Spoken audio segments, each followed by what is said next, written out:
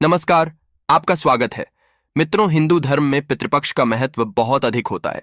ऐसा समझा जाता है पितृपक्ष के दौरान हमारे मृत पूर्वज पितृलोक से हमें मिलने आते हैं और अपने परिजनों के बीच रहकर अन्न और जल को ग्रहण करते हैं। पितृपक्ष की महत्वपूर्णता बताते हुए स्वयं भगवान श्री कृष्ण भी कहते हैं, पितृदेव हमारे घर के देवता होते हैं जो हमारे घर की रक्षा किसी कवच के समान करते हैं। ऐसे में घरों में स्वयं पितृदेव खुश रहते हैं, उस घर पर कभी कोई संकट नहीं आता। परंतु अगर किसी घर में कोई पितृदोष होता है या उनके पितृदेवता उनसे नाराज होते हैं तो उस घर में हमेशा लड़ाई झगड़ा, क्लेश, धन की परेशानियां और बीमारियां बनी रहती हैं। ऐसे घर में कुछ भी मंगल नहीं होता। और ये जो पितृपक्ष के 16 दिन होते हैं वो अपने पितरों को खुश करने के लिए ही होते हैं। आपको कैसे पता लग सकता है आपके घर में पितृदोष है भी या नहीं? तो मित्रों, आज के इस वीडियो में हम इसी विषय के बारे में आपको बताएंगे। साथ ही आपको ये भी बताएंगे कि आप कैसे पता लगा सकते हैं आपके घर में पितृदोष है या नहीं है। इस तरीके से आपको लक्षण दिखाई देंगे। साथ ही क्या क्या उपाय आपको करना है, पूरा इस वीडियो में हम लोग जानेंगे। साथ ही हम आपको एक ऐसा कार्य भी बताएंगे जिसे आपको इस पितृपक्ष में जरूर कर लेना है। अगर ये कार्य नहीं करते तो आपके पितृदेवता आपसे नाराज हो सकते हैं, आपके घर परिवार में संकट आ सकता है, जीवन की खुशियों को नजर लग सकती है। मित्रों, सबसे पहले हम आपको बता दें, ये जो भी जानकारी हम आपको बताने वाले हैं इसका उल्लेख शिव महापुराण में किया गया है। बस हम आपके सामने इसे आसान भाषा में बता रहे हैं। तो आइए जानते हैं इसे विस्तार से। मित्रों, पक्ष यानी जो ये पितृपक्ष की जब भी शुरुआत होती है तो जो भी हमारे पितृ देवता हैं या फिर जो हमारे पितृ हैं, जिन्हें हम पूर्वज भी कहते हैं, इन्हें पितृलोक से मृत्युलोक में भेजा जाता है और ये सर्वप्रथम हमारे घरों में आते हैं। तो जो ये श्राद्ध पक्ष की शुरुआत हो रही है वो 29 सितंबर यानी कि शुक्रवार से हो रही है और इसका समापन 14 अक्टूबर को हो जाएगा। और इसी बीच में आपकी सारी तिथियां आ जाएगी, जैसे द्वितीया, तृतीया, चतुर्थी, पंचमी, प्रदोष, एकादशी, सब कुछ आ जाएगा। ऐसे में जिन दिनों पर आपके पितृ इस दुनिया को छोड़ करके गए थे उसी दिनों पर आपको उनका श्राद्ध करना है। अगर आपको तिथियां पता नहीं है तो आप इसे अमावस्या के दिन भी कर सकते हैं। तो इन सब में सबसे पहले हम आपको बताएंगे इन 16 दिनों में कौन सी ऐसी गलतियां हैं जो नहीं करनी है और कौन सा उपाय है जो आपको करना चाहिए, जिससे आपके देवता खुश रहेंगे और आपके हर एक परिवार के सदस्य की उन्नति होगी। क्योंकि दोस्तों, ये पूरा खेल पितृदोष का ही होता है। सबसे पहले बात करते हैं, जब भी पितृपक्ष की शुरुआत होती है तो आपको किन चीजों को आपके घर में नहीं लाना चाहिए जिससे कि आपके पितृदेव नाराज ना हो। तो सबसे पहले एक तो ये चीज काफी सारे लोगों को इसका नाम पता होगा। इसे आगरा का जो पेठा है वो इसी वाले फल से बनता है। काफी सारे लोग इसकी सब्जी भी बनाते हैं, पर गलती से भी आपको 16 दिनों के पितृपक्ष में इसे घर में नहीं लाना है और ना ही इसकी सब्जी बनाना है। काफी सारे लोग इसे कद्दू समझ लेते हैं, परंतु ये कद्दू नहीं है। कद्दू जैसा जरूर दिखाई देता है, परंतु ये कद्दू नहीं है। अगर आपको इसकी सही पहचान करनी है तो जब भी आप इसके ऊपर हाथ लगाओगे तो इसके ऊपर से सफेद सफेद सा एक पाउडर की तरह से जमा हुआ कि हाथों पर चिपक जाएगा।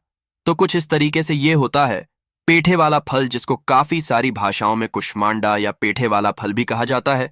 तो आपको इसे गलती से भी अपने घर में नहीं लाना है। तो पहले काम तो ये हो गया। इसकी जगह पर आप पितृपक्ष में कद्दू बना सकते हो, इसकी कोई दिक्कत नहीं है। दूसरी चीज है, जब भी आप पितृ को भोजन परोसोगे, भोग लगाओगे, तो आपको अपने पितृ देवताओं को गलती से भी भैंस के दूध की बनी मिठाई या खीर काम में नहीं लेनी है।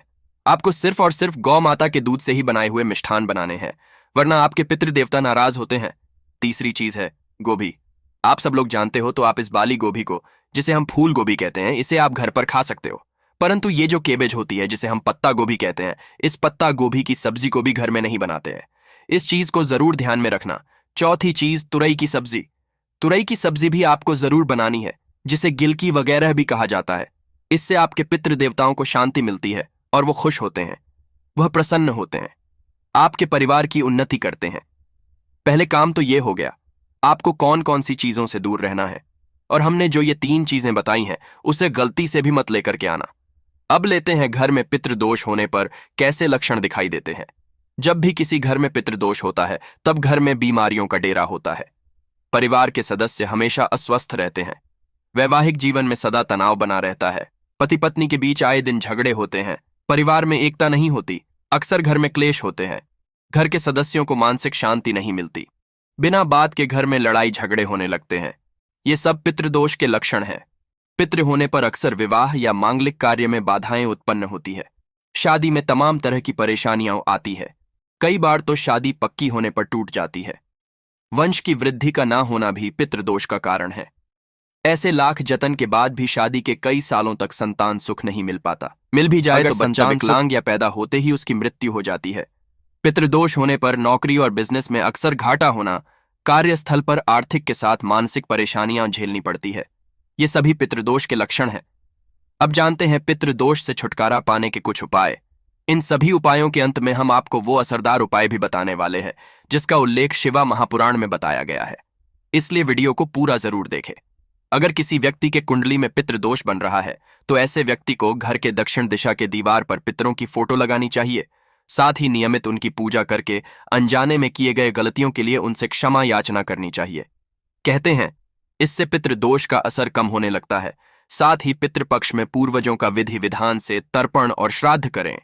पितृ को प्रसन्न करने के लिए पीपल या वट वृक्ष के नीचे किसी लोटे में गंगा जल लेकर उसमें काले तिल, दूध, अक्षत और फूल डालकर पीपल को अर्पित करें। कहते हैं करने से पितरों को शांति मिलती है और वो आपको शुभ आशीर्वाद देते हैं।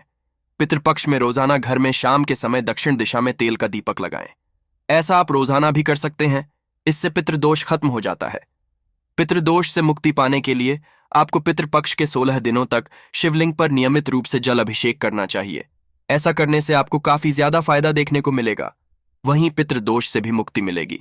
इसके जीवन में आ रही तमाम समस्याओं से भी छुटकारा मिलेगा और धन का आगमन होने लगेगा। पितृपक्ष में जरूरतमंद को भोजन करवाएं या गरीब कन्या के विवाह में मदद करने से भी पितृदेव खुश होते हैं और पितृदोष शांत होने लगता है। अब जानते हैं उस असरदार उपाय के बारे में जिसका जिक्र शिव महापुराण में बताया गया है। पितृपक्ष के दौरान सबसे पहले आपको एक कटोरी में चावल, बेलपत्र और बांधकर पानी के घड़े के पास रख देना है। कहते हैं ऐसा करने से भी पितृदोष से मुक्ति मिलती है।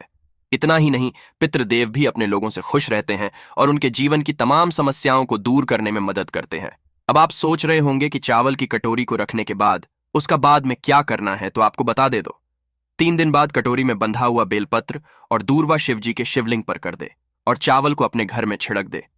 तभी आपको इस उपाय का फायदा देखने को मिलेगा। तो मित्रों, ये थे पितृदोष से छुटकारा पाने के कुछ असरदार उपाय। हम आशा करते हैं हमारी ये जानकारी आपको अच्छी लगी होगी।